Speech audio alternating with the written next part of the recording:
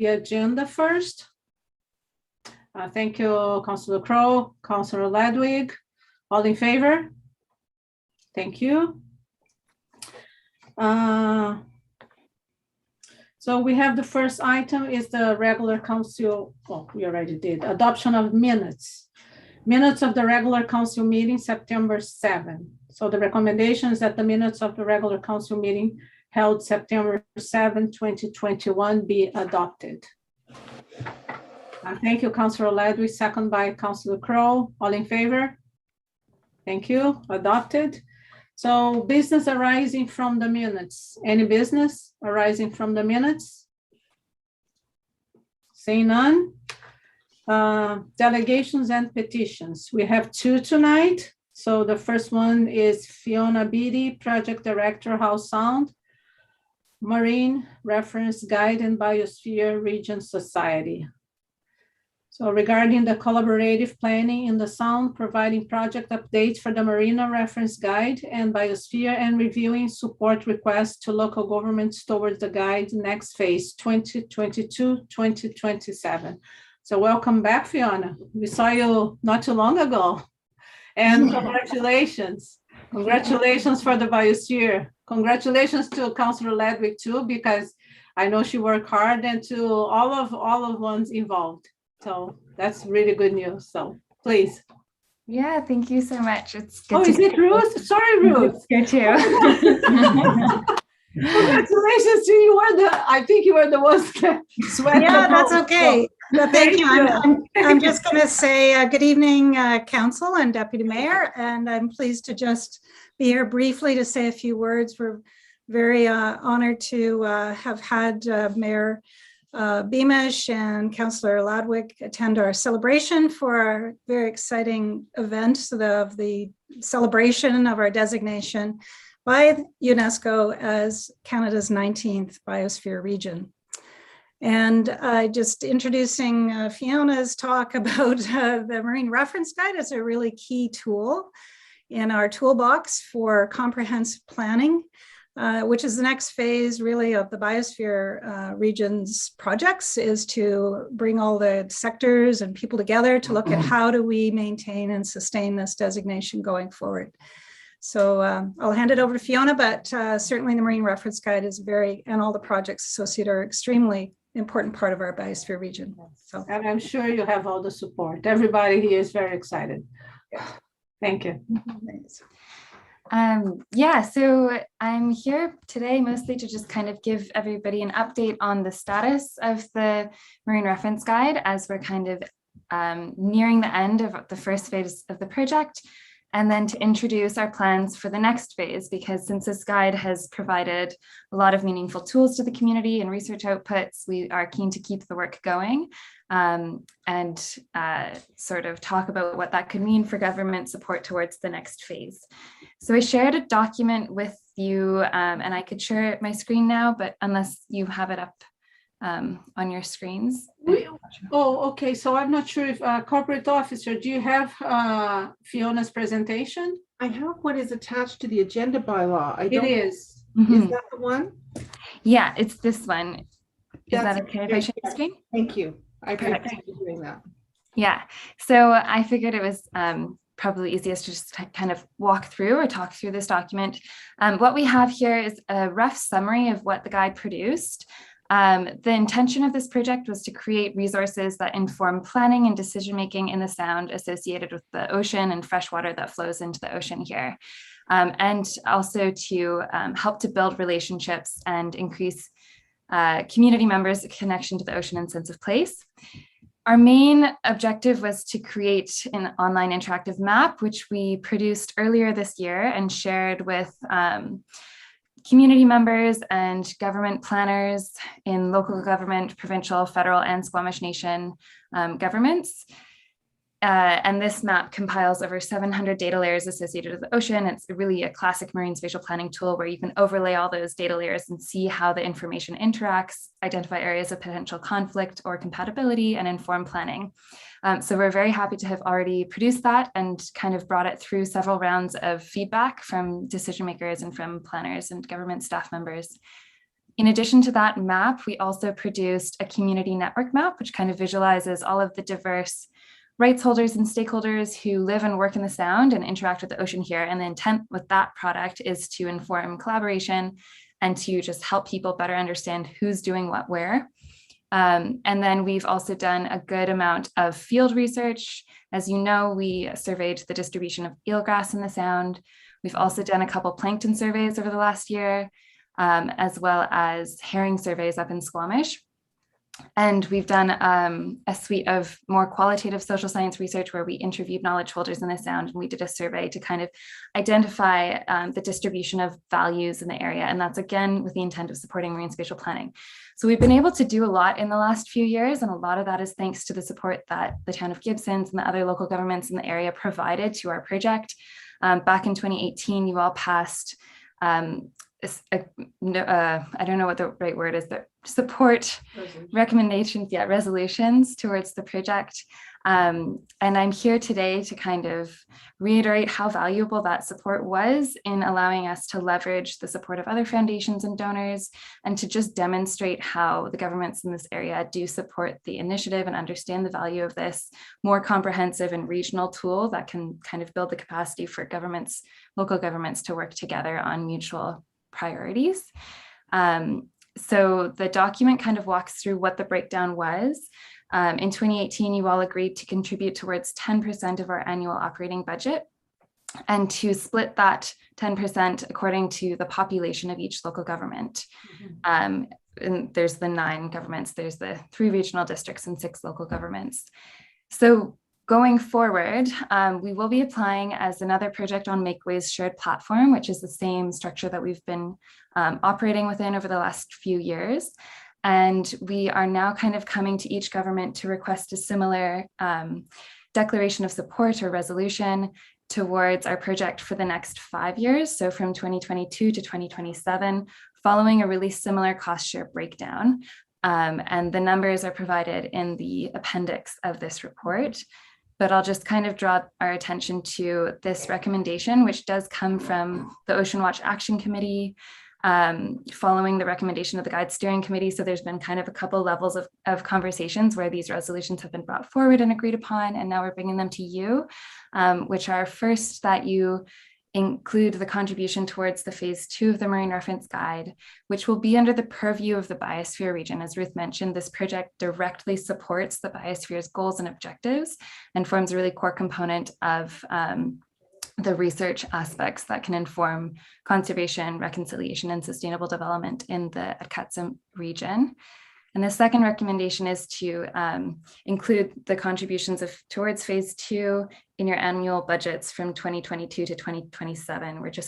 That's kind of just speaking to that slightly longer term vision for how we're hoping to build this tool into the government support throughout the region. And I can zoom down to the actual tables. This is again our study area. It's the same as the biospheres region, as well as the province's cumulative effects framework boundary. Here is the breakdown from the past 3 years. And then this is that same table, but it's for the next 5 years with slightly updated population estimates for the governments as per the most recent census data. And so for Gibsons, we have this contribution being around $1,100 per year with a total of $5,900. And yeah, that's kind of working together to comprise the 20,000 and then over 5 years, 100,000 contributions. So I can stop there because that's a lot of information, and I'd love to hear any thoughts or recommendations you have and answer any questions you might have about this project and the relationship that the Marine Reference Guide has with the biosphere as we're looking forward. Oh, that's great, Fiona. No, I truly think the way this group has been meeting, and I'm assuming, and obviously will continue meeting, I think it provides an incredible platform to discuss objectives and to discuss any other issue and to inform as well. And I think, in my case as a liaison, that's what I do, but the town of Gibson has been engaged as well in providing information to the marine reference map.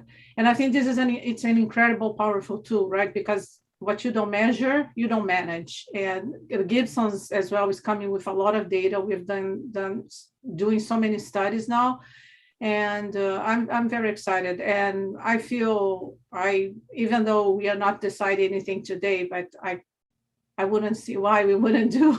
So it's I think the project and the learning, that's another powerful thing, right? So what we are attempting to do in our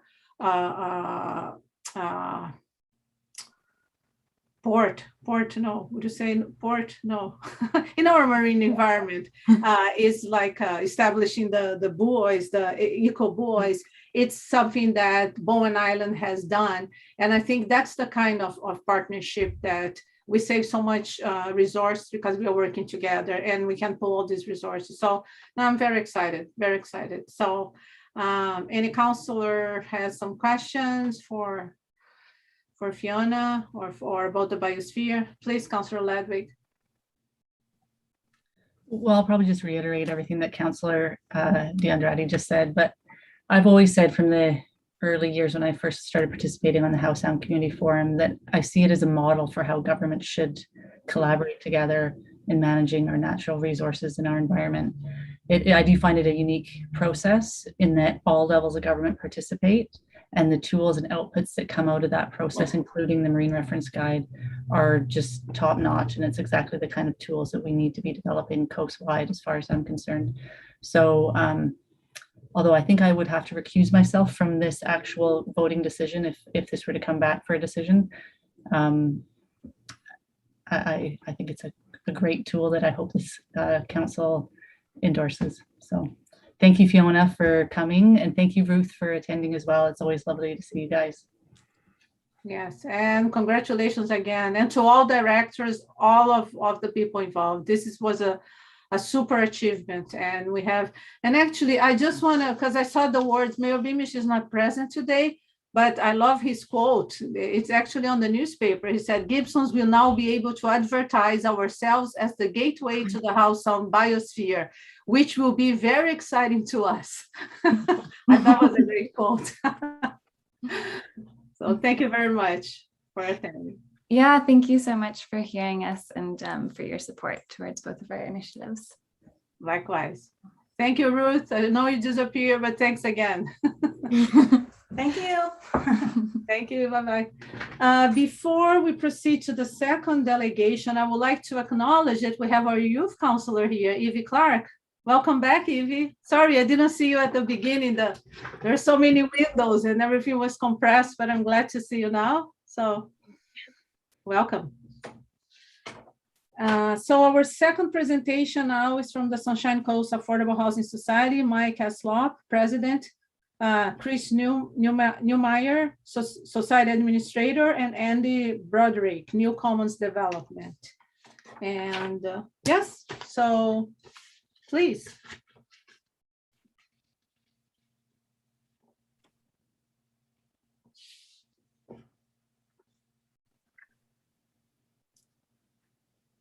Welcome, Andy. Good evening. Thanks for having me. Give Mike and Chris a minute. Hello? I think Mike used my link. He was having a bit of trouble logging in, so I think he's the other Chris Newmeyer at the bottom of the screen. Chris, your sound is not, at least for me, is not too good. Oh, Yeah. let me just. We have two Chris's. It's good. Mike is on as yes. Chris. Oh my Chris God. 2. Excuse me. There we go. Is that better? Oh, yes. No, Okay, sorry let me about change that. Yes, you can change your name on there. If not, I can do it for you. I got it. You got it? Yeah.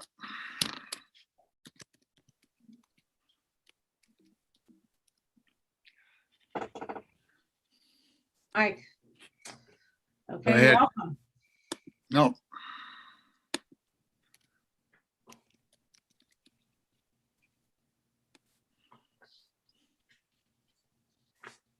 Let's let's rock and roll. Excellent. I believe the plan was to start with Andy with an update for Shaw Road from New Commons. Yeah, with the deputy mayor's in your name, if I can update the group. Okay, D. Andrade. Andrade, A good thank you very much. exercise. I've had enough opportunity. I should be better at it. But anyway, let me give you a brief update. I know Councillor Ludwig heard this through the August meeting of the Sunshine Coast Affordable Housing, but we really want to sort of keep the town informed. I did actually reach out to Mark, I think in July or August. I can't really remember, and I've been working with Leslie Ann. But anyway, I thought it was time to come to you all and just give you a quick update. As you guys will recall, the municipal land on Shaw Road was made available to Sunshine Coast Affordable Housing for the development of affordable housing. We worked with New Commons. We were working also with New Commons Development, who I work for. It was rezoned in late 2019, early 2020, I think was when we actually got the rezoning done. And the development permit was issued in the summer of 2020. Since that time, we've been working on the financing. In other words, we sort of invested around $400,000 in the work that had to go into that planning, although I can confirm that. And initially, the plan that I had outlined to the council was that we were going to go to CMHC for the co-investment fund, which was a new program at that time and is still a relatively new program. It took a while, but by August of 2020, we're expressing some concern about doing construction lending to a new organization, and really hadn't quite come up with their underwriting approach, and we're concerned by it. At that same time, and again, if I'm going too fast, but I thought I'd give you a quick overview because it's always hard to catch up. BC Housing was announcing its community housing fund, which was a new program under the province to finance what I would call deeply affordable rental housing. We applied for that funding. There was actually a quick round in that September of 2020 that was for shovel-ready projects, which we were encouraged to submit. If you all may recall, the provincial election was called there right in the middle of that shovel-ready round, as they called it. And it was I think 6 projects were received funding, and we were not among them. We were encouraged to submit with the full round, which was in January of 2021. We did that, did a full application, worked hard on it. And then in mid-May of 2021, we're informed by BC Housing that we were not selected for funding. It was a very competitive round. They funded a number of projects, including one in Gibsons, but I really think they were hesitant to fund 2, to tell you the truth. There was a lot of demand. So since mid-May of 2021, we have turned our attention to a third approach, which is sort of a combination of the two we've talked about before, and we are sort of in the midst, in the center of that effort. It is to get construction financing from BC Housing, who have financed Sunshine Coast Affordable Housing before on the project you guys know, the small project, but they have underwritten Sunshine Coast before. It is through the BC Housing Hub, which is not really a competitive process. It's an open round, and it's an open sort of more commercial lending process intended to help increase the production of rental housing across the province. We're combining with that an application to CMHC for grant funding through the co-investment program at the encouragement of CMHC, of Andrew Middleton, who is our local rep. And that will really help. With those two together, we'll be very close to the terms of financing that initially we sought through CMHC. The application to BC Housing has been submitted as of the first week of September.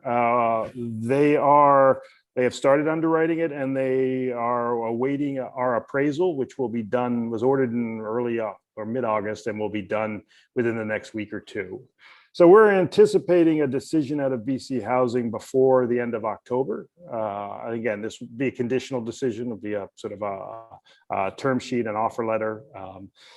We have also, we're in the process of updating our CMHC application to just make it around the grant. That will be done this week. And so we expect by the end of the year to have sort of commitments on all the financing we need. At the same time, we're working on the building permit. We've just started work on the building permit and the documents for tendering. We've agreed to put another $380,000 of resources into moving that work along, with the goal of being in construction early next year. So questions? All right. Well, thank you very much. First of all, I enjoyed the persistence because it has been, whatever the timing, the applications, and no, that's really good. And I'm glad that you are advancing and actually dealing with the permits, because there will be a point that there will be no excuses. It is more than shovel ready. So congratulations. Yes, it's moving forward. No, and we feel an obligation, both Sunshine Coast Affordable Housing and New Commons. I mean, we've felt very well supported by the town of Gibsons. It is a beautiful piece of land, and has been great support in the permitting process and all the way along. And again, we just we will keep you and Mark in the loop on our progress in October, and I'm sure you'll hear about it when we. Again, knock on wood, I don't want to, but when we work through that underwriting process and begin to move forward towards construction. Thank you. So, councilors, questions? Please, Councilor Ladwig. Andy, thanks for coming tonight. I was wondering if you could just elaborate a little bit more for council on how the new financing will affect the breakdown of affordable housing units versus at market rate units, just so that they understand and yeah, no, happy to do it. Again, you all will recall it's a 40 unit development, and the initial financing approach with CMHC was going to produce, I'm going to lean in so I can actually look at some notes I had, was going to produce essentially 50% of the unit. This is going to sound like jargon, but this is the only way to do it. And I'm happy to provide the numbers, which I did provide to Sunshine Coast Affordable Housing and happy to provide you. But 50% of the units were going to be at 80% of the median market rent or below, which is the definition of affordability that CMHC uses. In the lease that we've negotiated with and we worked on, it wasn't much of a negotiation with the town. The requirement is that we have 30% of the rents at or below 80% of median. So we were at 50% in that financing. Under the new financing proposal, which is, the main difference is that BC Housing only will run a 35-year amortization versus CMHC will run a 50-year amortization. So it's a little less favorable on affordability, but we are at 40% of the units will be at 80% of the median market rent. So we're still well above the target in the town lease, and we'll do anything we can as we go through this to increase that. But it's still a very affordable property. Please, Councillor. Yeah, I just thought it was important that council understood that they're still meeting the agreement with the town of Gibsons, and that it's still a very affordable property, and it's above what we in fact asked for. So I just thought it was important that Andy explained that for council.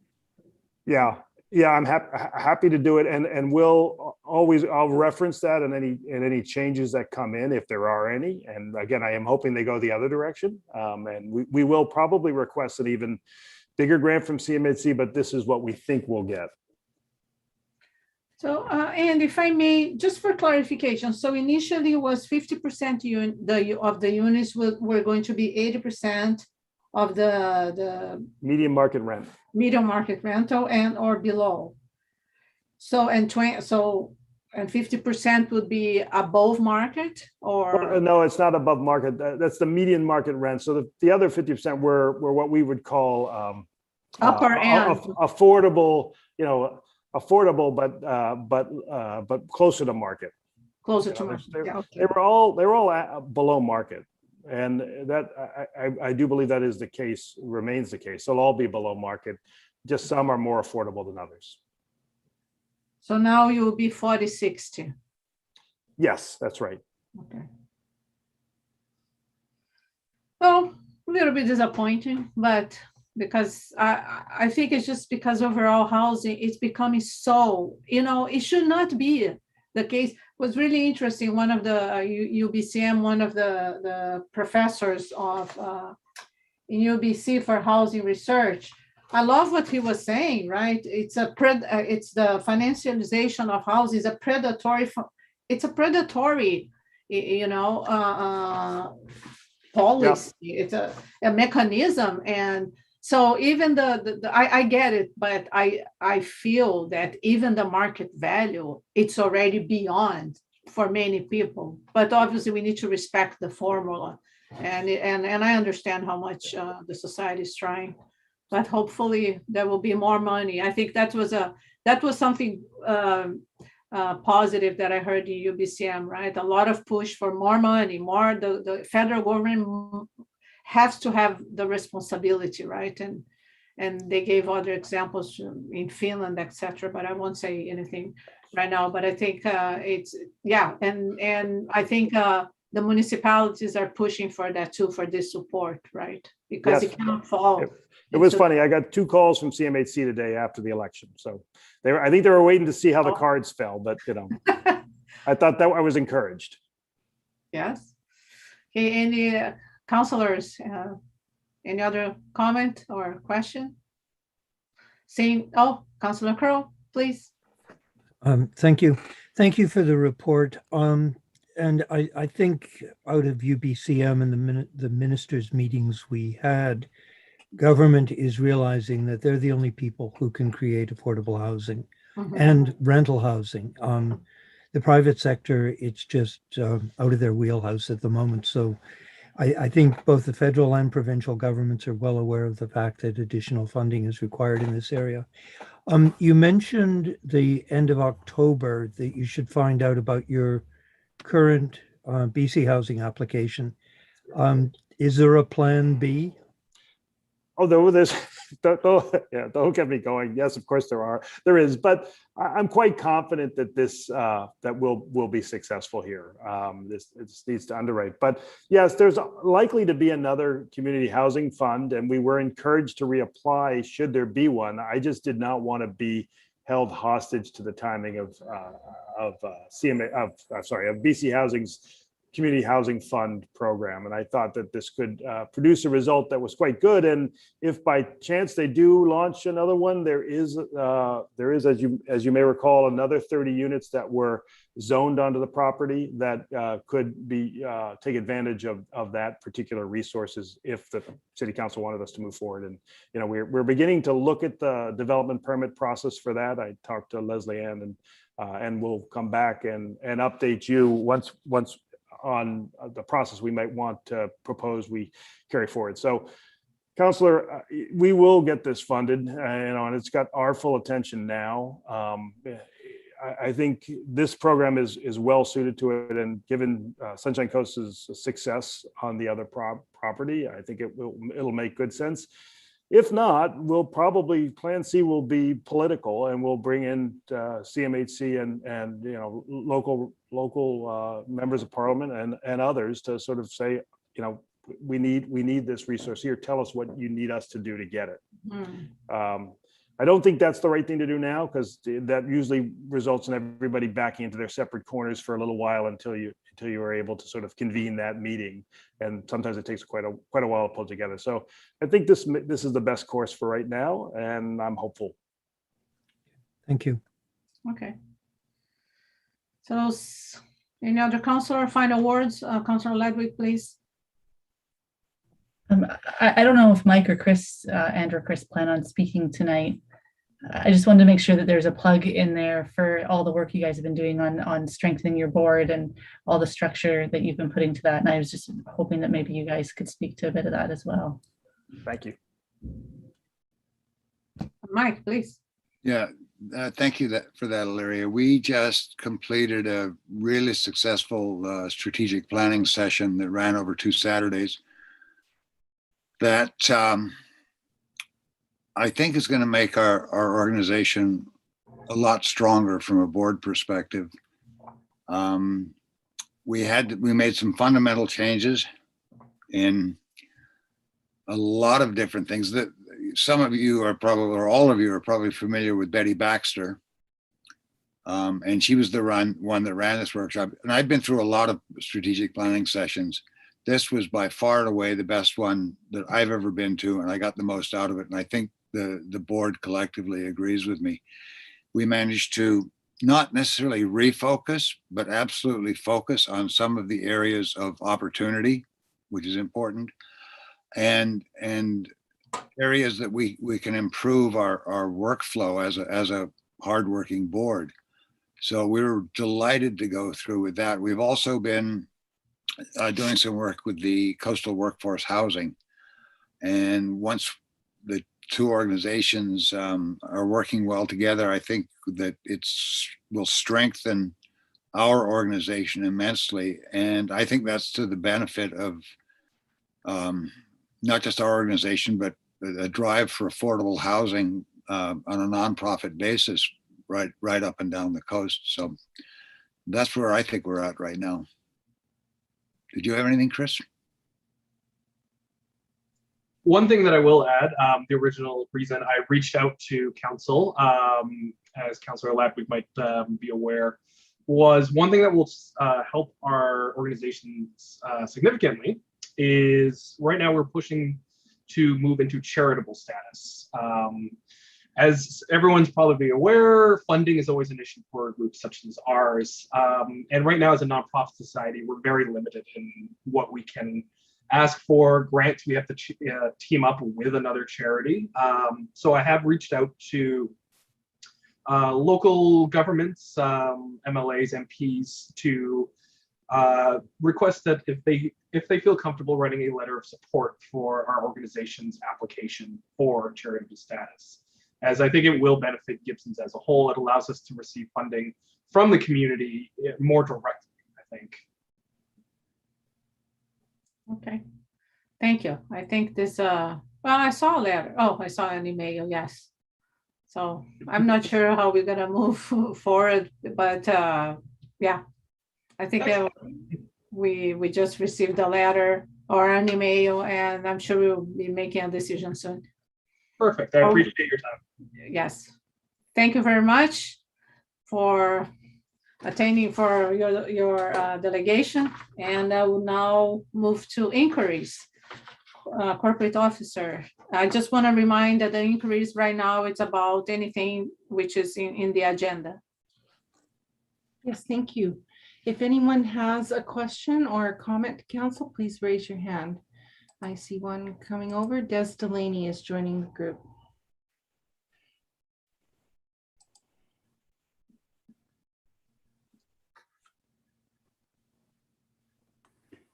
Hi, Des. Hi there. Just a quick question. What is the new budget for the project going forward for the 40 units? Roughly, how many million is it now?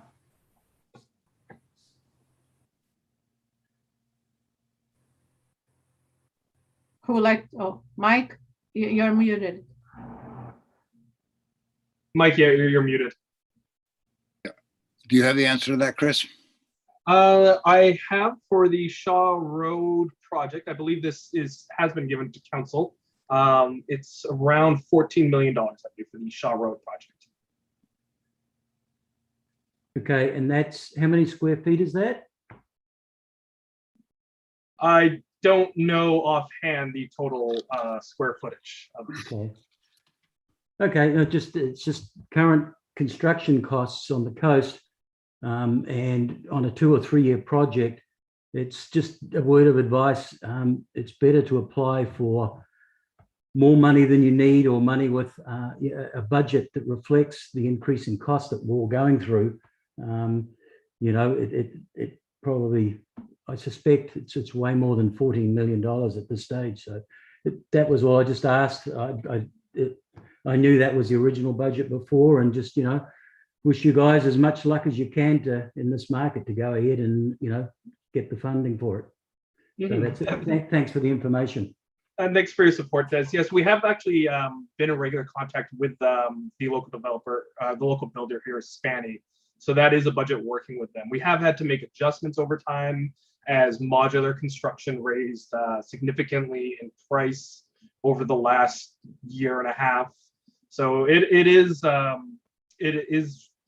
number that obviously, could change. Construction costs are changing constantly, but I think we are confident in those numbers based on our discussions with Spanny, the architect, and our developer. Okay, thanks. Thank you. Thank you, Des. Thank you. Corporate officer, any other inquiry? If there's anyone else, please raise your hand. I see no further hands raised. Thank you, corporate officer. So we'll now move to item 7.1, committee of the whole meeting. Well, thanks again, all of you. Thank you. Committee of the whole meeting, September 7, 2021. And the recommendation is that the minutes of the committee of the whole meeting held September 7, 2021 be received.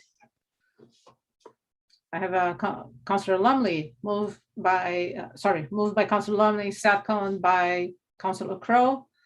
All in favor? Thank you.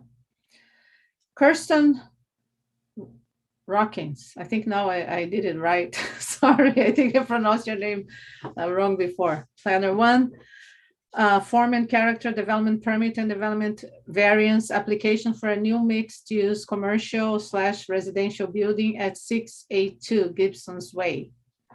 Please, Kirsten.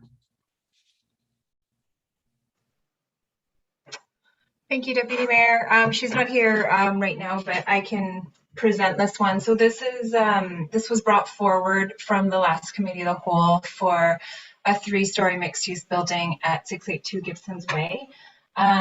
Since that meeting, we did receive a video from the applicant. I did email it to council. Would you like me to play it? Yes, please. Okay. Just bear with me here. I'll share my screen.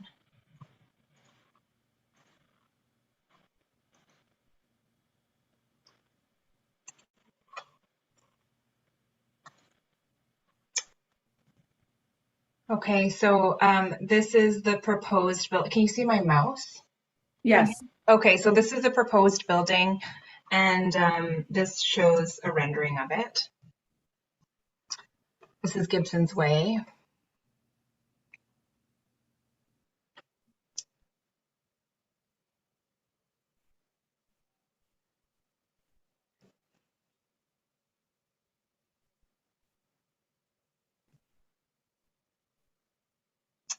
There you go. Thank you. You're welcome. So just a reminder, this is an application for a variance to relax the front setback from, just pull it up, I think it's 3 meters to 0 meters. And the recommendation staff are seeking from council is to proceed with notifications, neighbor notifications. Thank you, Director. I have a question. Is it possible? Oh, yes, proceed. So is it possible that you provide the link on the letter so people can see the video?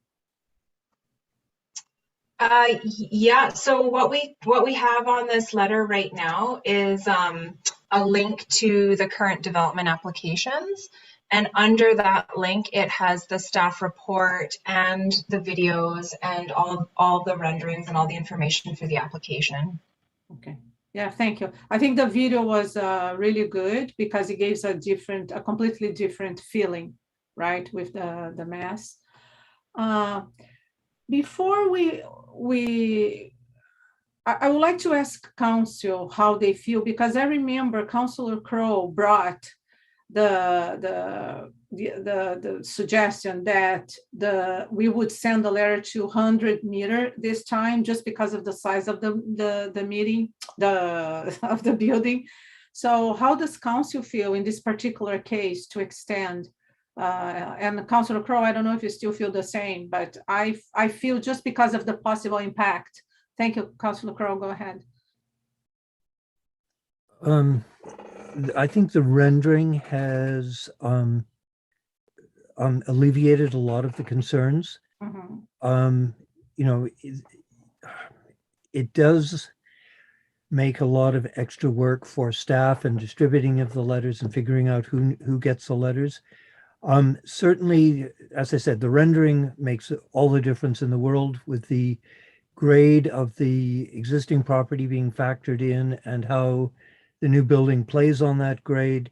A lot of the concerns I had have been alleviated.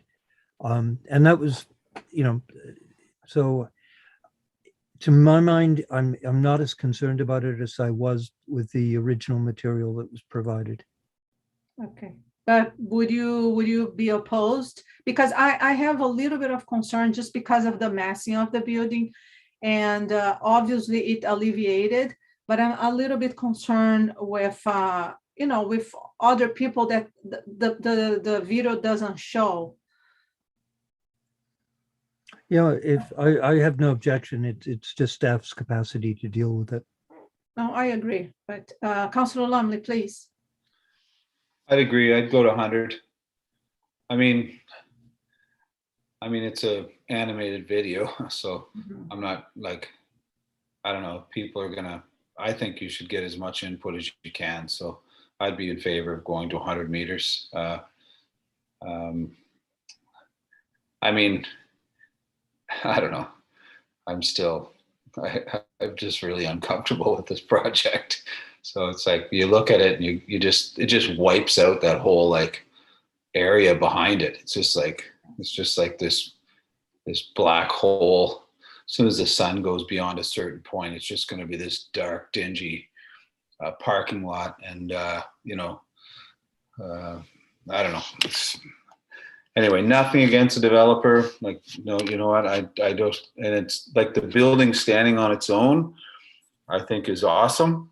I just, geez, I wish there was another place to put it. But anyway, I think 100 meters for sure. I'd love to hear feedback from the public, right? I mean, for sure. So that's my feeling. So, Councilor Ledwell, I'll go to you because, I mean, I know initially Councilor Crowe suggested, now he might support, but would you think is a good idea? I don't have a strong opinion about this either way. If 2 out of the 3 of you want to go to 100, let's go to 100. Okay, so I will move to go to 100. Do you have a seconder? Okay, I have 2 seconders. Councilor Crowe. Okay, so corporate officer, do I have to read everything? So that last motion, was that for all of the recommendations at 7.1.2, or was that just to amend it to 100 meters? No, the last motion was to amend for the 100 meters. Okay, and that was yourself, and yeah, that's good to have a motion to amend the recommendation to 100 meters before you proceed. That's good because it's clearer. Yes, so we did a motion. I moved, Councilor Crowe seconded, and we all approved. Thank you. To amend the motion. Now you need a motion for the whole of the recommendation. Yeah, I appreciate, but do I have to read? I don't mind. Yeah, it's good. Yeah, so if you don't mind, please. No, I don't mind. Okay. So the recommendations is that the form and character development permit DP 2020-26 be issued subject to approval of various requests DVP 2021-08 and 1, provision of a lighting plan specifying full cutoff low glare fixtures. 2, removal of a portion of the proposed trees on the south property line to provide more room for growth to maturity in consultation with infrastructure staff. 3, use of the revised loading location to be assessed from the existing entrance of Gibsons Way and replacement of the loading bay fronting Gibsons Way with additional landscape plantings. 4, improvement of the large blank wall facing the parking area with a green wall or other improvement. And further that neighborhoods within 100 meters of the property be notified of the request to reduce the lot line setback requirements on Gibsons Way from 3 meters to 0 meters, and that feedback be shared with council prior to a decision on variance DVP-2021-08.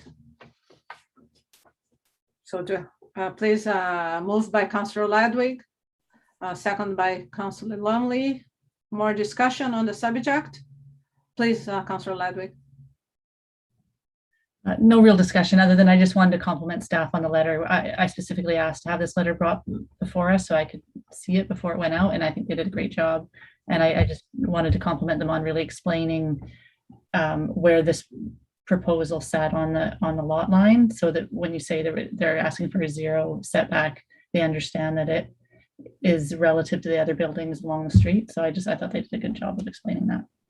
Yes, I appreciate the comment and the letter as well. The suggestion, yes, and the good work. Thank you. So do I have approval of the motion, of the recommendations? All in favor? Okay, pass. Thank you very much.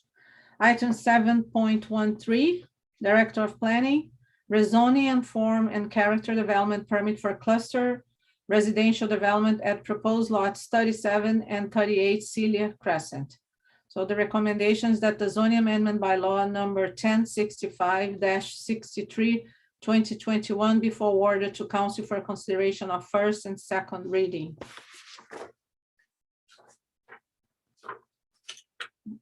Okay, Councillor Lumley. Also, you're moving. Okay. Yeah, I moved it. Yeah. Yes, okay. Councillor Ledwig's seconding, I'm assuming.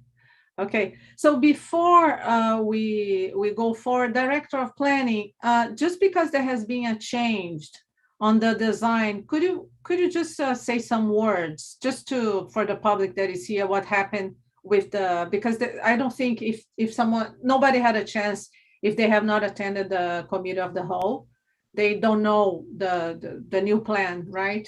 Sure.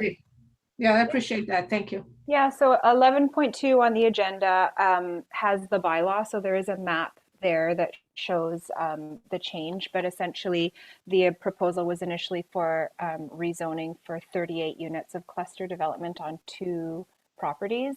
And the proposal has changed. So now it's going to be just 1 property they're looking to rezone. And instead of the full 38 units, they're looking for 18 units on that 1 property. Okay. And if you can also, if people want to get this information, where can they go?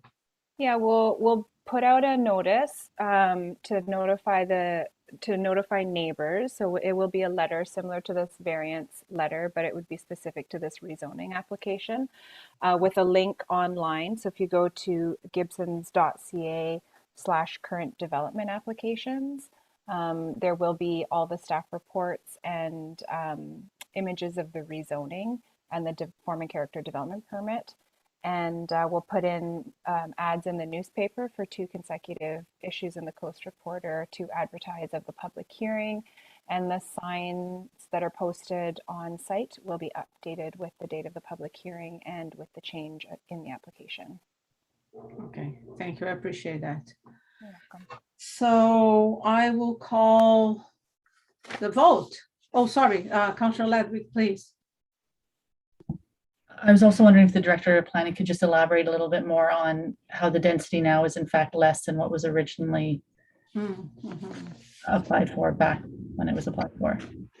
Thank you, Councillor Ledwig. Sure. So back in 2007, 2008, possibly before then, there was a concept plan to build out all of Parkland development, and transportation or a traffic study was completed at that time for a density of up to 163 dwelling units.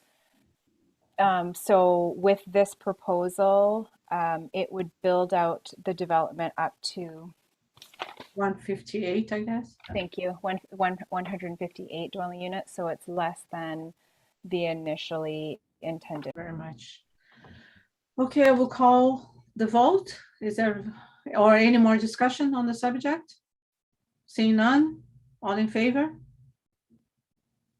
Okay. Anyone opposed? So I'm just going to disclose here, the only reason I'm opposing at this point is density. I'm really concerned with our water supply, and until I hear all the reportings and all the math involved, I feel hesitant for any density. So whatever is already approved in terms of zoning, I would be okay at this point, but any density, I feel slightly nervous. So that's the reason. Other than that, I appreciate the project. Thank you.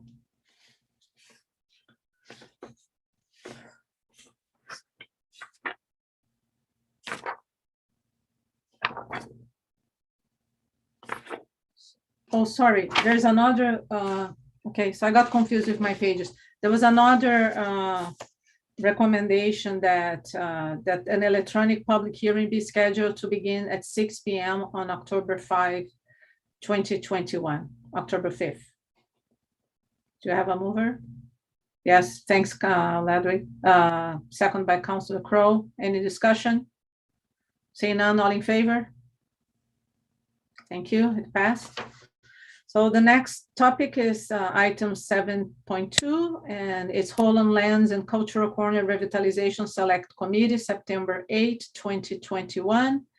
And item 7.2.1, Holland Lands Cultural Corner Revitalization Select Committee meeting minutes. The recommendation that the minutes of the Holland Lands Cultural Corner Revitalization Select Committee meeting held September 8, 2021 be received.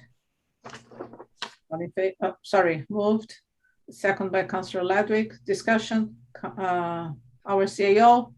Hi, Mark. Hello. I'm just available to answer any questions and provide some commentary on the next motions. Thank you. Perhaps I should have made a motion to receive all the reports. Can we do now? I think, or can we do now so we don't have to go? Do I have more? Oh, maybe it's over. It's okay to do it this way, to be quite honest, for staff. It works well to receive them. Okay, okay, so I'll do that. Okay, so I had Councilor Ladwig, right? And second by Councilor Crowe, I believe. All in favor? Oh, sorry, discussion. Councilor Ladwig, please go ahead. I just thought I'd just elaborate a little bit more on the meeting, just to keep the council up to date on the discussions that are taking place. Yeah, please. So just very briefly, our meeting again centered around elaborating a bit more on the tenants of the Holland Lands needs assessments. So we spent some time discussing that. We also had a quite an elaborate conversation on the tenants' desire to stay on the Holland Lands. You know, I'm sure anyone that's been in Gibsons for a long time remembers conversations in the past where there's been a debate about whether or not some of these municipal services should be relocated to Upper Gibsons, where perhaps the land is not quite as valuable as the Holland Lands project or piece of property. So we had a really good discussion about that, and you know, the tenants really expressed a number of reasons why they feel that being on the Holland Lands brings value to the services that they offer to our community. And as such, we agreed under the plan of actions for moving forward that we would work with our communications coordinator to develop a statement around why they feel that the Holland Lands location is so valuable for them and for the community.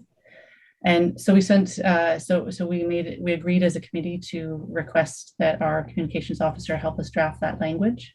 And then we also agreed as a committee to seek financial support from council, which is what I believe our CAO will speak to next, to seek some financial support to hire an artist to render out plans for what this potential project might look like moving forward. So, yeah, so I'll leave it there, and then we'll move to the next section, which I'm sure our CAO can speak to. Councilor Lumley, please. This doesn't include like town hall and the library, right? Like this cultural corner, it doesn't include that, right? Yes, it does. But it's funny that you should mention the town hall, because CAO, that's something we haven't spent a lot of time talking about as us as a tenant. So that's something that as a committee, we should spend some more time talking about. The town's mission was always to move these two entities to Upper Gibsons. which makes even like a lot of sense, like for a lot of years, because I mean, that's where like most of your density is. And like you said, you referred to the value of this property, and not collecting tax on it is, I don't know, seems like to be a ludicrous decision. When we have the property that's already been set aside next to the RCMP building. I guess are we just forgetting that, or are we just like, I mean, that's been the plan forever. I guess this council can create this committee and everything, but I just think it's the smartest thing the town could do. So I'm, as far as the cultural community, like the museum, absolutely. Huckleberry Daycare, I mean, I'm not very emotional about as far as a cultural feeling of a daycare, but I mean, if it's a service that's needed down in Lower Gibsons, that's great, right? I mean, who knows? What if Huckleberry, what if the need for childcare is 10 times as great in Upper Gibsons once all these developments are done? Maybe they'll just move up to Upper Gibsons. I don't know. I mean, but culturally, that's fine. I mean, I just can't agree with the library and town hall staying in Lower Gibsons. I just can't agree with that, just from a common sense and a pure a town that's always crying that it doesn't have any money. I can't. But anyway, those are my thoughts. Please, Councillor Ludwig. Yeah, so thank you for that, Councillor Lumley. That was sort of what I was trying to allude to earlier. So the model or concept that we're working with right now is a hybrid model, where we look at subdividing the lower portion of Gower Point Road to have walk-in retail space with a 1-story, 1 to 2-story live-work units above it, and with some type of walkout roof structure that would actually expand the green space so that it becomes more usable as a community amenity. And we're building in principles like expanding our natural assets and tree canopy, incorporating that into the design, incorporating more trails to connect all these community amenities and services. And so we're looking at using the lower portion of the hillside to essentially pay for all the infrastructure improvements that we want to make above. And so we don't feel that we have to do either, because a lot of people in the community, from what we've seen from past studies, is quite torn about this concept as to whether or not it should go to Upper Gibsons or stay where it is. And so this committee is leaning towards, maybe we don't have to make that decision. Maybe we can have a hybrid model that enables both to continue. As I said, I don't want to elaborate on the language that the tenants on the Holland Lands want to use with regard to their passion about staying on the Holland Lands, because I don't want to speak for them, but maybe I will just a little bit. They do feel that the library and the museum offer a service to our community that enables people of any income level to enjoy this beautiful setting that they wouldn't get the opportunity to enjoy if this was just sold off as condos. And so they feel very passionately that we leave some kind of community services on this property for all to enjoy. So we're really trying to find like I said, a hybrid model that enables both to happen. Okay, thank you, Councillor Ludwig. I really appreciate what you said, because I feel like I understand the value of the property, but there's a point that there are other values that we need to embrace as well.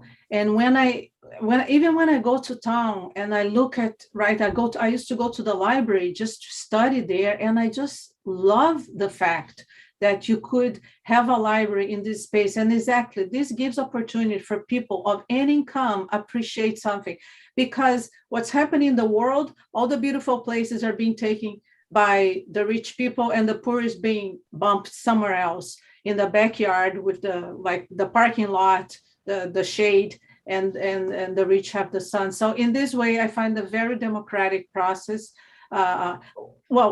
Idea, and I appreciate the request of the library. At the same time, I just want to understand the dynamic, because in my idea, we should have a vision exercise with the community, and then engage in a committee to go to the nitty-gritty. So, but it's somehow we are doing a little, so can you elaborate on that, please? Yeah, so the funds that our CAO is going to be speaking about or requesting is a phased approach. So my experience has been in the past when trying to reach consensus on an issue is it's always good to come to the community with some kind of what I call a straw dog for them to at least wrap their head around. And so we're seeking approval from council tonight to hire an artist to do a light rendition, if you will, that sort of gives a general schematic of what we're thinking.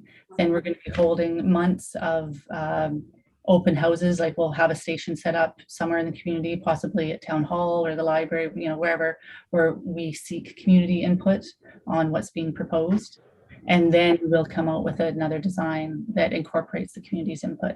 But we're just trying to really wrap our heads around what these tenants need, first of all, what as a committee we all feel is important, and then we'll start to build on it from there.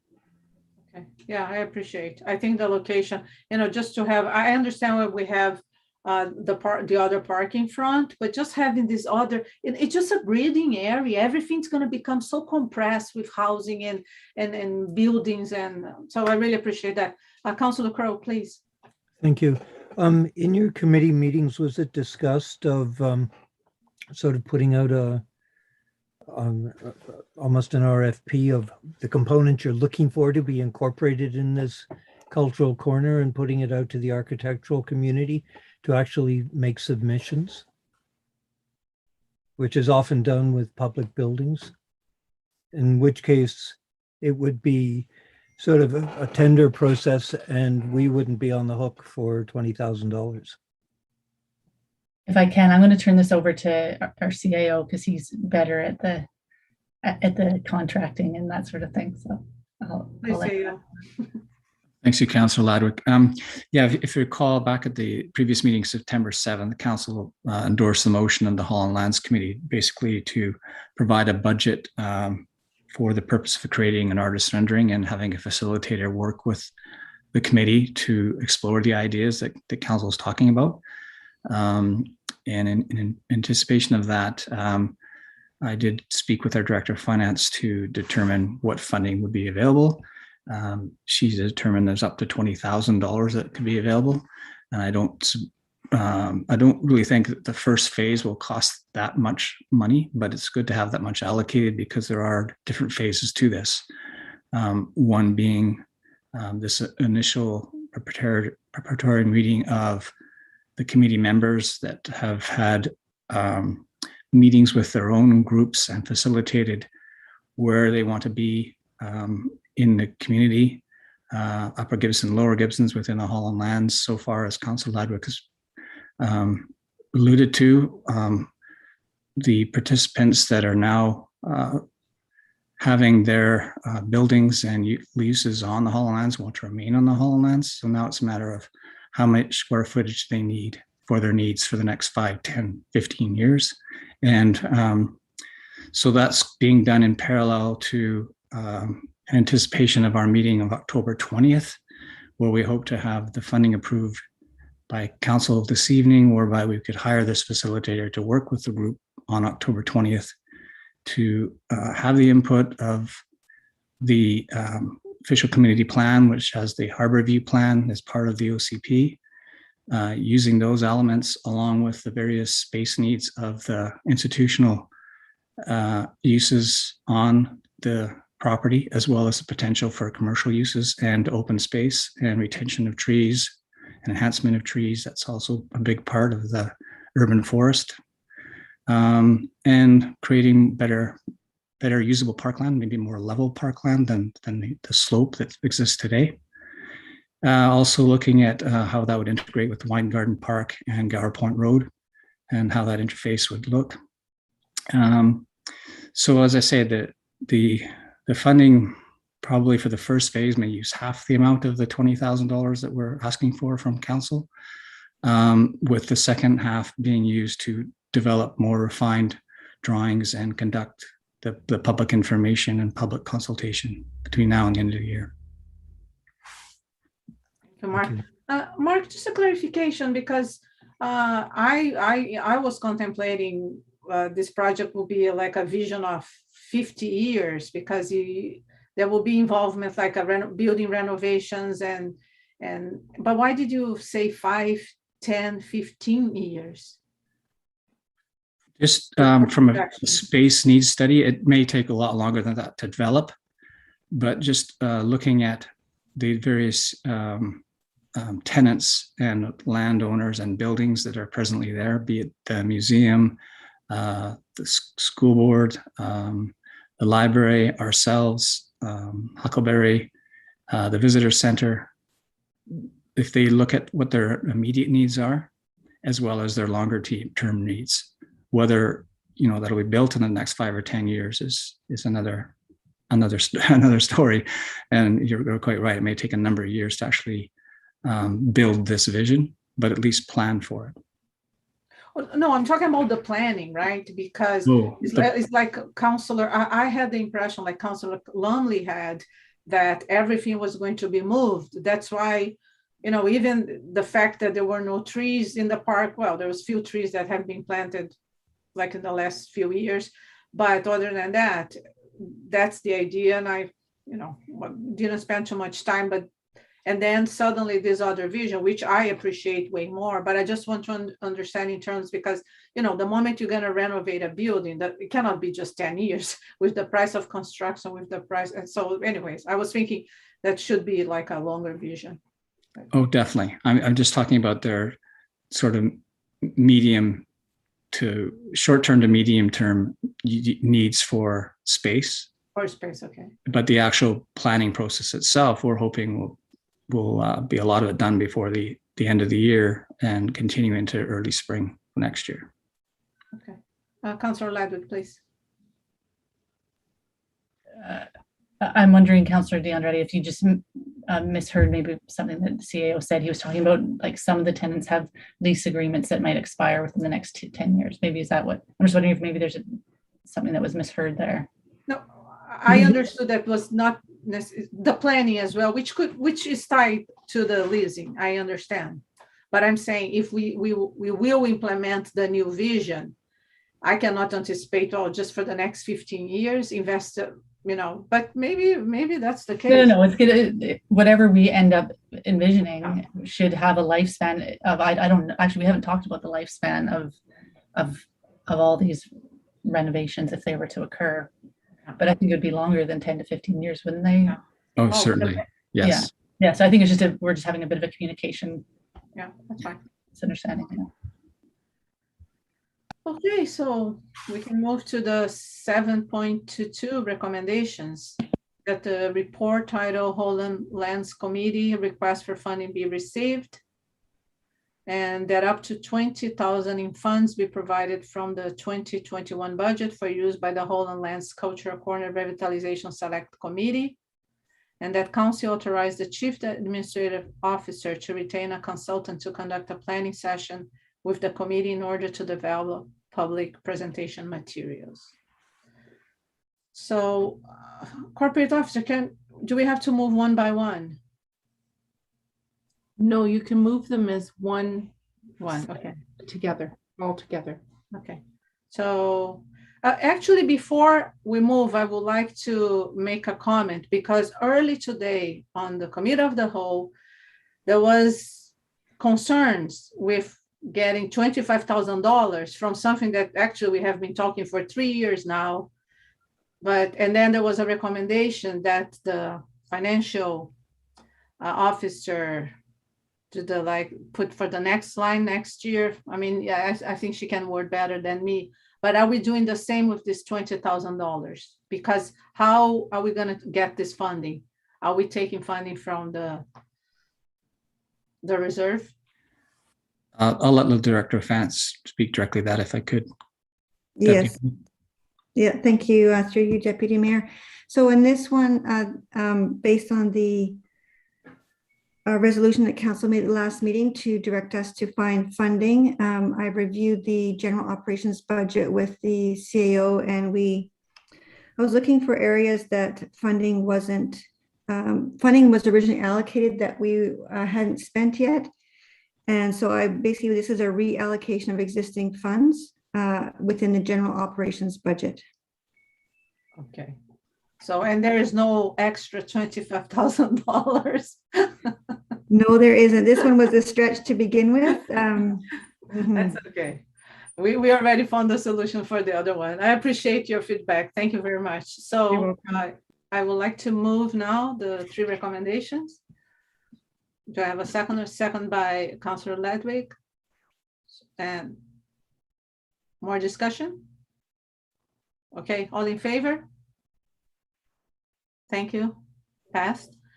Administration reports. Oh, Councillor Lumley, sorry, please. Opposed, Oh, sorry, I forgot to ask. not against a cultural corner, just for fiscal responsibility.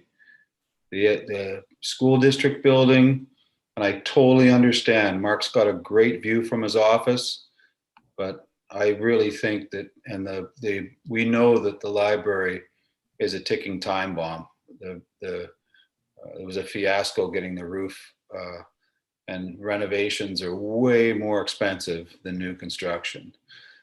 So I'd like to I know council's ignoring the plans that were made in the past, but I'd like to stick with them, but that's why I'm opposed to this. Cultural Corner, museum, awesome. Great. Squamish Nation, maybe they could add to the corner in some way. But again, I just don't think that town council, library, or the school district buildings have to be on this valuable piece of property and not collecting tax. So anyway, those are my thoughts. I appreciate. Thank you very much. Administration reports. Sorry. Let me look at here.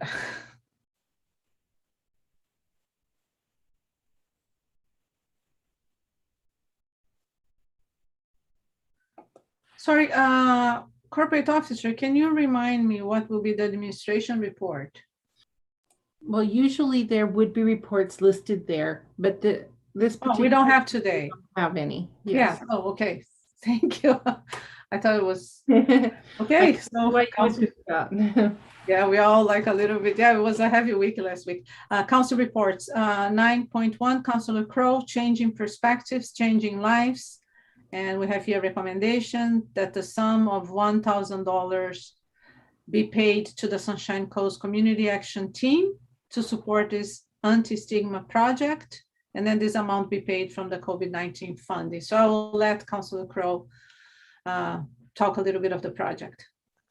Thank you, Deputy Mayor. Mayor Beamish and I have both sat on the CAT committee since the election of 2018.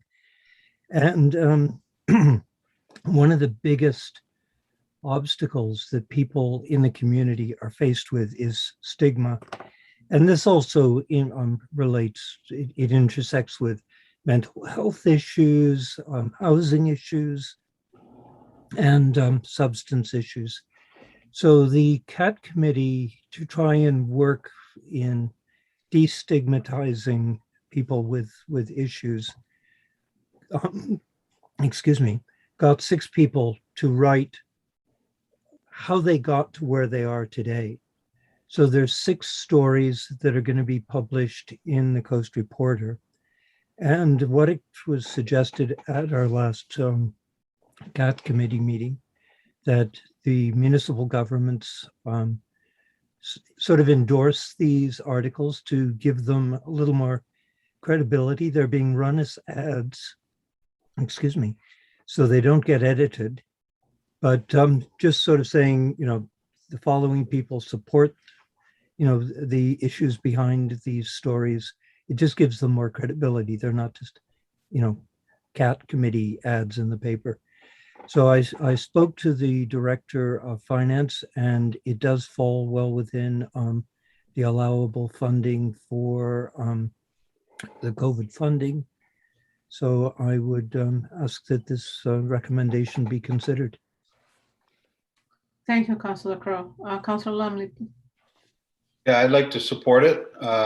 finally use of the COVID funds, which I actually think is good. If anything, even if somebody was in a position prior to, it's probably quadrupled the stigma, just COVID itself. So they're in a way worse position than they were even before. So I think that's a great use of COVID funds. So I definitely support it. Thank you, Councilor Lovely. Yeah, I agree. So any other comment? So I'll call, so do I have a mover? Oh, great. Okay, I'll start with Councilor Crowe, second by Councilor Lumley, and all in favor? Passed. Thank you, everyone. So council reports, perhaps I'll give the floor to our youth counselor. It has been a while. Evie, please. Hi, I'm glad to be back. It's been a long time. It's been a good summer. Yeah, I'm excited to see what the youth come up with. We have a student council at school, and so I've been talking with a lot of my peers about things we do on the council. Yeah, we've been brainstorming ideas, just get the word going. Yeah, that's all I got. Okay, thank you very much. Other counselors? Councilor Crowe, please. I think, probably there's endless reports that could come out of UBCM. Excuse me. I would mention that the ministers' meetings were productive. In most cases, they were addressed as Team Sunshine Coast. And as mentioned at the Committee of the Whole, there was meetings with Modi, Ministry of the Environment, social services, housing, and all the issues that, have been plaguing not just us, but, many of the communities in the province and across the country have been brought up. The encouraging thing is the government really seems to be perceived as listening to us as a team. Going to them together, I think certainly helps. So I think, hopefully we'll see some good stuff come out of it. Things that we have had on our books with ministries since 2016. The minister has promised to be back to us by the end of October with some positive feedback and dialogue with our concerns.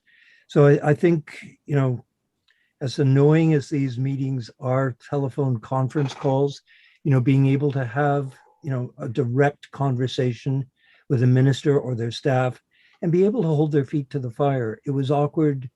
We had fairly good rapport with ministers. Then there was an election and there was cabinet changes.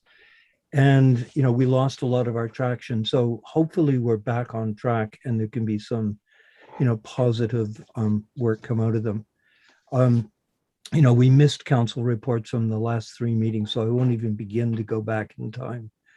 So, but I think, working together and doing follow-ups with respective ministries with respect, and all the ministers' reports, all the reports have been posted on the town website. Elizabeth has done has received the reports and she's going to be including them on the town website. So there's a lot of,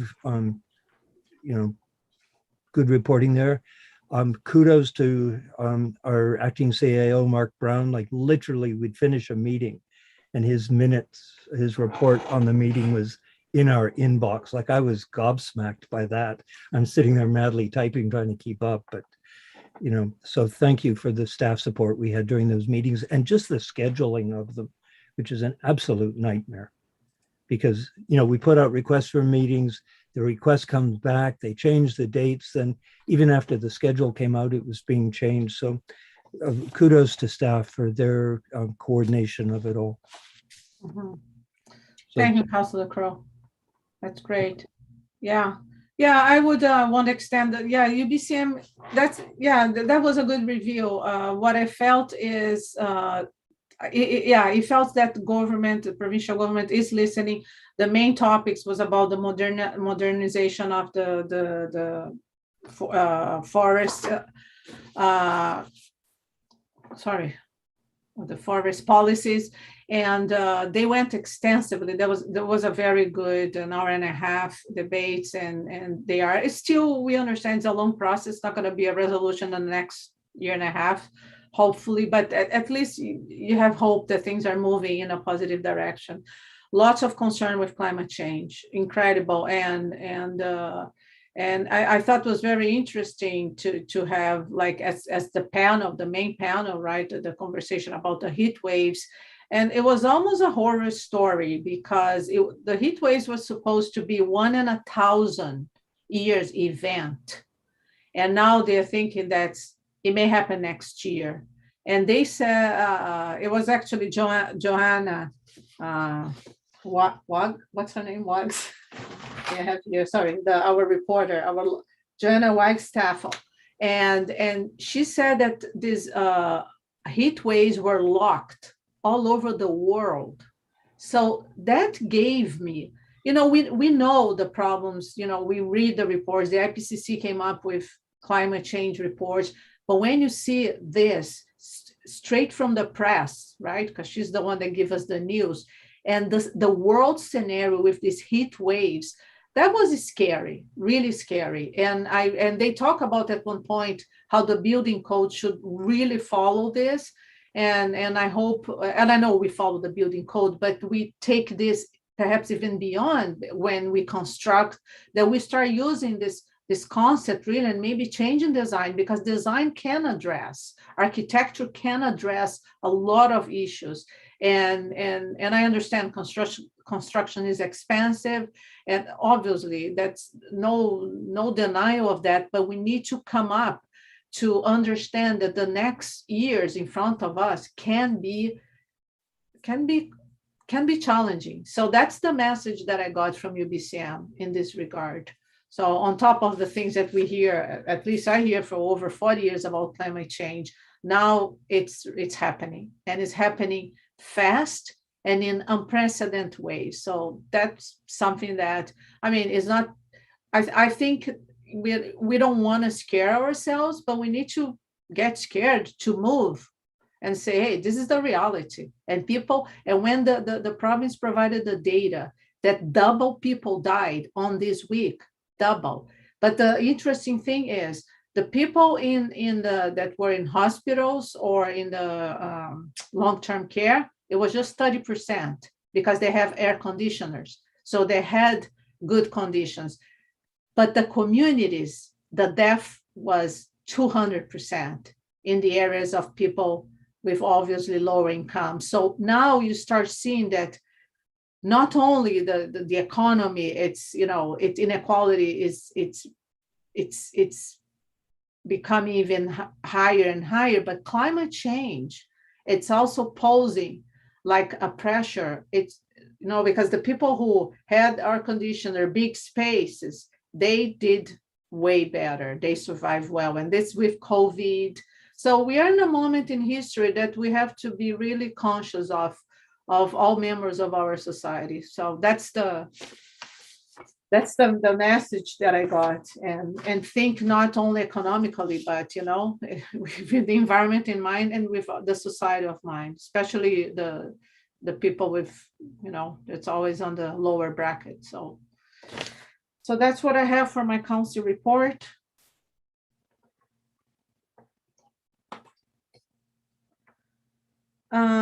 We can move to correspondence.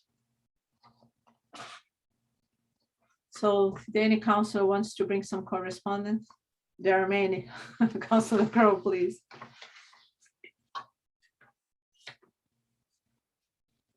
Councilor Crowe, you're muted. Thank you. It was interesting. We had 296 pages of correspondence for this reading file. But a couple of things that I'd like to address. First of all, with reference to the letter that Mayor Beamish sent to BC Ferries and specifically Brian Anderson, and we had a reply from Brian Anderson Going into the problems with Wi-Fi on the ferries. And right now, there isn't simple technology to solve the problem. And it's just a horrendous issue. You know, in Mayor Beamish's letter, he said, you can have Wi-Fi on a plane. Why can't you have it on a ferry? But, you know, rarely are you dealing with 900 people trying to log on to Wi-Fi on an aircraft. And the aircraft do use slightly different technology. It's easy to hit a target and keep a focus on it when it's above your head, as opposed to moving between mountains and hills and one thing and another. The letter was also received. I sit on the South Coast Ferry Advisory Board. It was received by them, and in ongoing conversations, BC Ferries have said they're going to improve the service in the terminals, but as far as the boat, it's not going to happen. And it was a general feeling of the Ferry Advisory Board that they really weren't going to pursue it for a 40-minute sailing. And personally, I've noticed that most people just use if they have to use their laptop on the ferry, they use a hotspot on their phone. And, you know, they probably have much better service that way than BC Ferries would ever be able to provide. On another note, I would like to, there was reference to how staff and Silas White dealt with a recent problem in the community with a recreational vehicle. And that recreation vehicle used to reside at 718 North Road.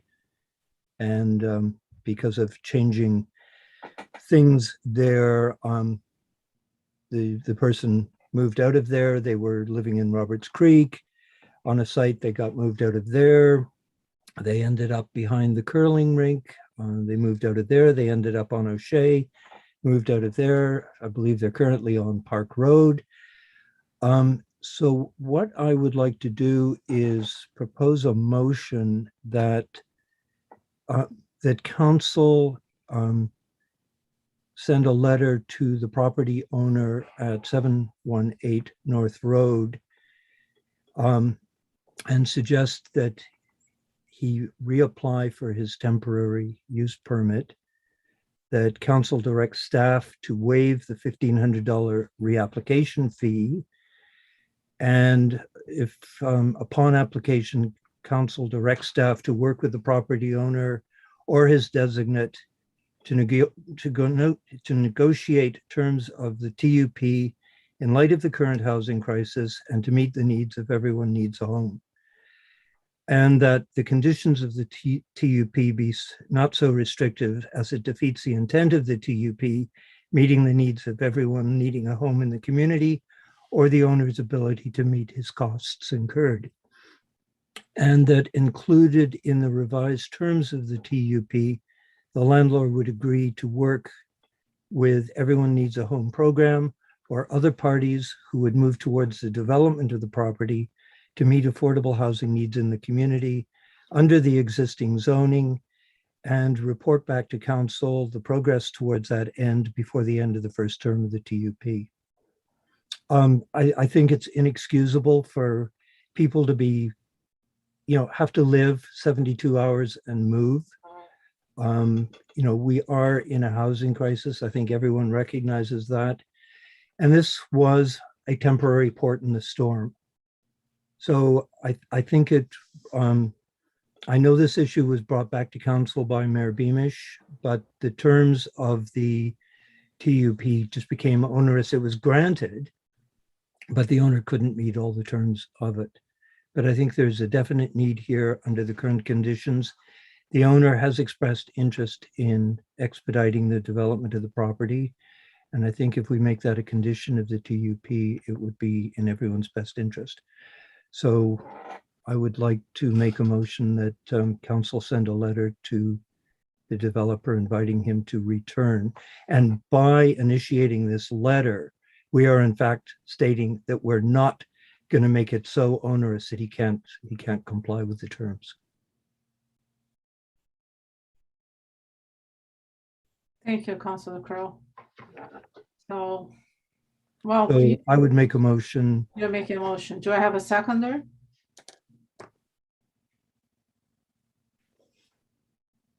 Okay, Councillor Lumley. The motion is,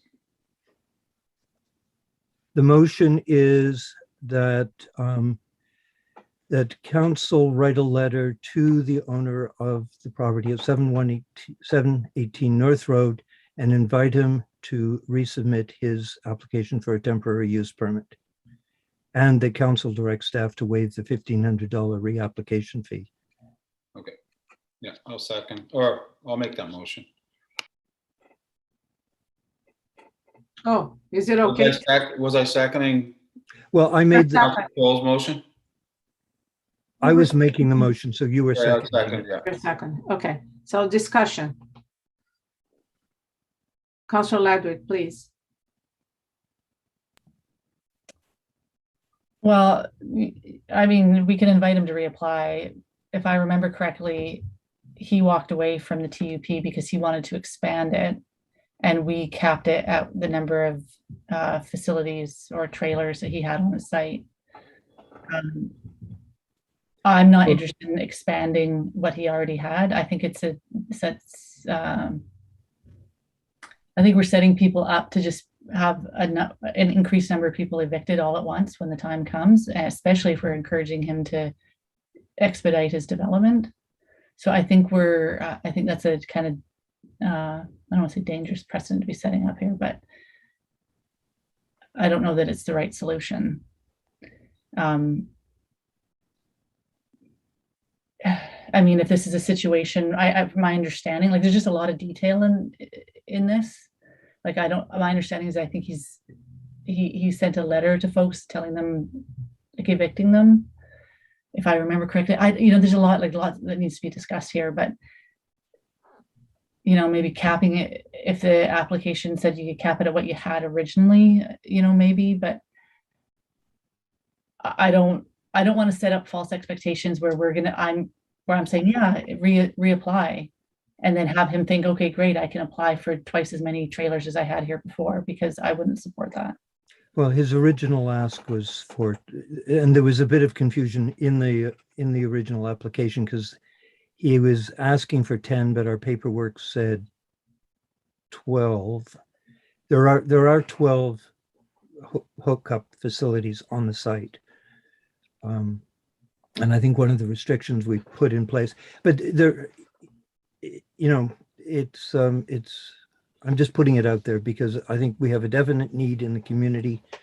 And I think Councillor Lumley had something you wanted to say. Yeah, Councillor Lumley, please.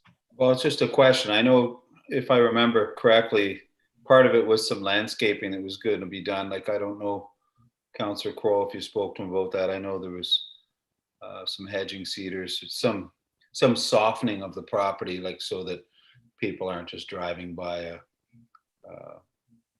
like a blank field of trailers, right?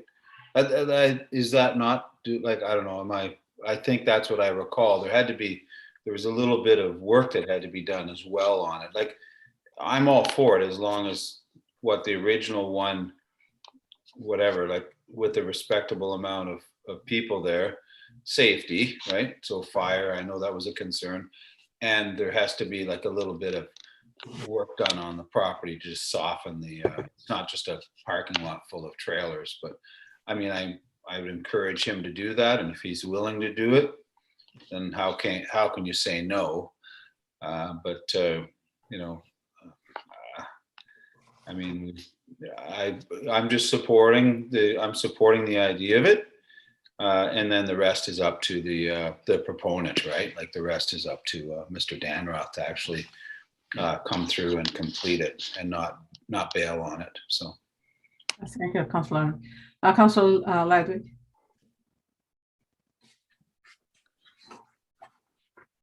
Have we had any discussions with the SCRD about zoning for trailer parks? Like, is there any, like, obviously, this is such a small, like, okay, so we solve it for this one individual, but there's a need for this type of housing on the coast that's properly zoned, that's authorized.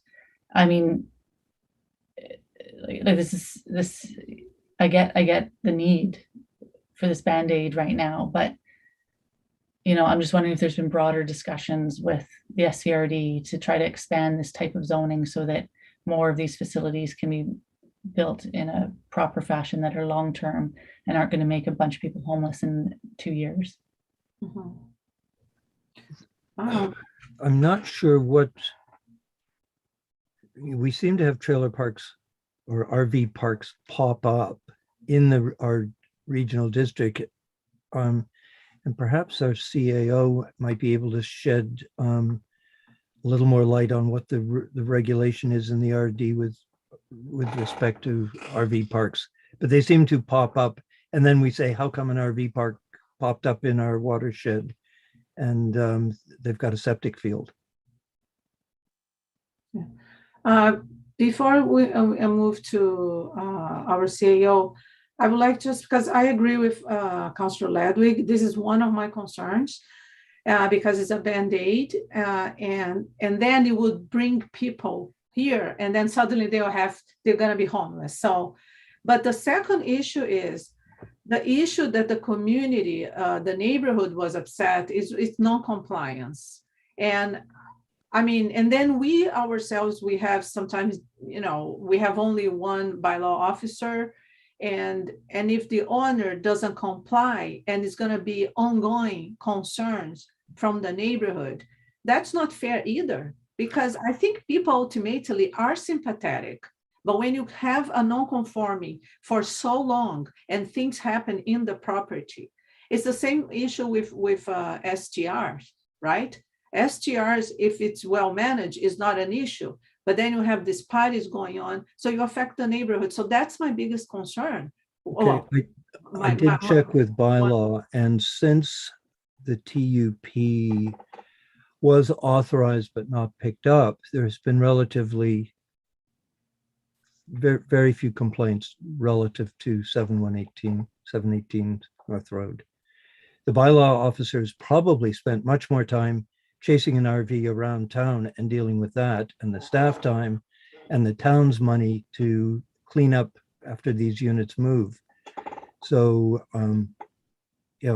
but the reason I suggested the council send the invitation is by sending the invitation for him to return, we're not going to set up so many obstacles that it fails again. Councillor Crowe, just the number of trailers went down, and that's probably why there has not been complaints. There's very little compared to they were. So if we're gonna go back and say, okay, you can go back to the terms, I don't see how this is going to be resolved. And then we're going to get into the loop because we're going to bring more people and suddenly we're going to evict these people. So what is this person is not able to find an RV park anywhere else? There's no space available on the coast currently. And in fact, the regional district did have an application from the Langdale RV park to expand, and apparently it was denied. Councillor Ladwood, please. Do we even know what the landowner's charging these trailers to be sitting on his property? Quite frankly, that's not our business. He has to. I know, I understand that. So I have no idea. All I know is the average going rate these days is at least $500 a month. With 7 trailers on there, that's $3,500. I mean, I don't know what is going on there, but I don't recall what we were asking of him as being overly unreasonable to start off with. I don't know. So you want to revisit a rent cap again? Anyway, it sounds like it was a thought to try and alleviate some of the problems in the community. There's contractors that have workforce staff that have RVs who could live in the community to, work jobs in the community. That's an area of potential tenants. the applications to RV parks in the community are a lot of workforce people who potentially could work in the community if they had a place to park. But 72 hours here and there is not the answer. So Councillor Ledwig. So I know we've got a motion on the floor, so I can't make a motion, but I want to make a motion. So. Well, did we second the motion? Yes, I think we did, right? Yes, Councillor yeah. Lumley has seconded it, yeah. And in this Corporate is, officer, just a moment. Corporate officer, please. If the motion, Councillor Ludwig, is to amend the motion that's on the table, you can bring that. No. Okay. Okay. So my concern is, like, I think we need more time to discuss. It's 8:45. We still have to finish. We still have a big agenda and another business.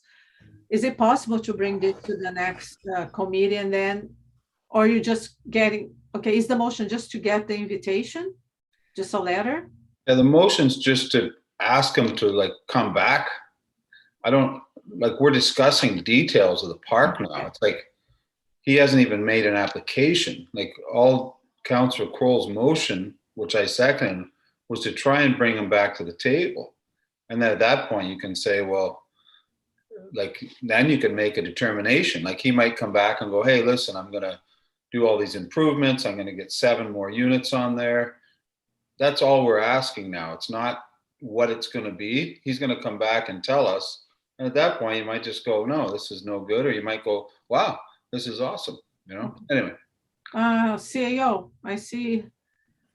Yeah, I think Councillor Lumley had summarized what I was speaking about, which should be delayed until you have further information in front of you, particularly the terms of the previous issuance of the temporary use permit, so that council can review those terms and see if they still wish to require the terms that were originally agreed upon.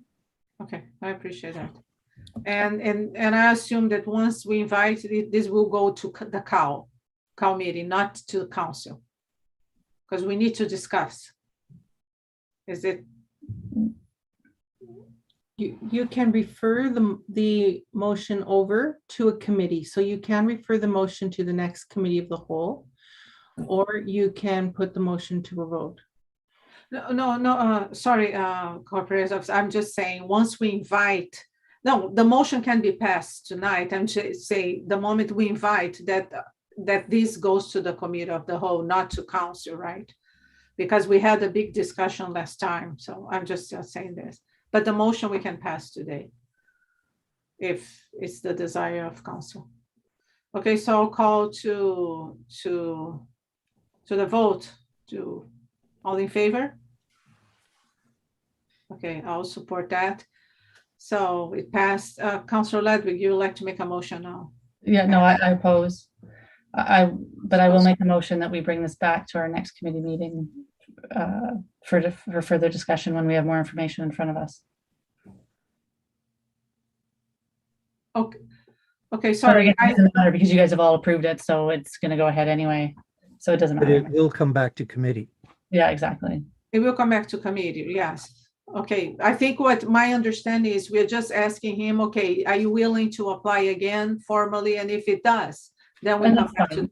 I feel like we're setting up expectations. I don't know. I feel like, yeah. I just remember him being very angry at us that he felt like he'd been betrayed, or like he stepped into this process thinking that we were in line with what he was proposing, and then we didn't support it and he was angry about it. And I feel like we're just opening up that can of worms again, setting up expectations, and I don't know. Okay, but we can have this discussion on a call. That's what I'm saying. Okay. Yeah, we will. Okay. Thank you very much. So Thank you. You're welcome. Item 10.2, it's from Mayor Karen Elliott Squamish, COVID-19 vaccinations by local doctors and pharmacists. Her recommendations that the mayor of the District of Squamish, Karen Elliott, regarding COVID-19 vaccination by local doctors and pharmacists be received. So I'll move. Second by Councillor Crow. Discussion? All in favor? It passed, thank you. Bylaws. We have the zoning amendment by law 106562 834 Park Road. That the zoning amendment by law number 1065-62 2021 be given third reading. So I'll call to anyone move this recommendation. Councilor Crowe. Do I have a seconder? Yeah, sorry. Okay, Councilor Lamy was the seconder. All in favor? And opposed? I'm opposed for the reasons I discussed before. 11.2 zoning amendment by law number 106563 2021 lot 37 Celia Crescent. Recommendations that zoning amendment by law number 106563 2021 be given first and second reading. Do I have a mover, Councilor Crowe? I have a seconder, Councilor Ledwig. Discussion? All in favor? It passed. Opposed? Again, for the same reasons of density at this point. Unfinished business. Do we have any unfinished business? I don't think so, so I'll move to new business. No new business, no notice of motion. Inquiries. So I will now ask the corporate officer if there's any inquiries, please. And this time it could be about this agenda and any other subject. If anyone has any questions, please raise your hand.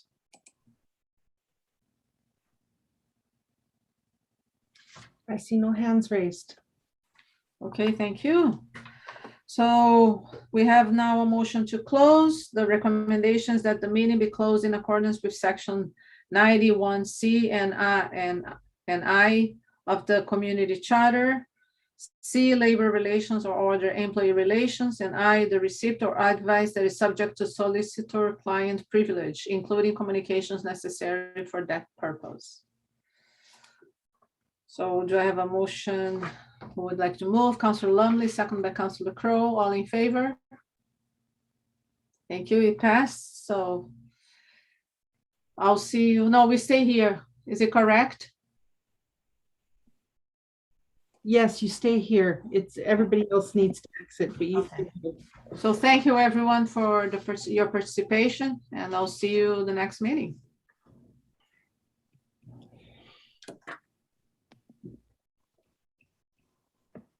A 5-minute break or 4 minutes. Is that okay? Just for. Yes, that's good. Yeah, I stand up. Okay, thank you.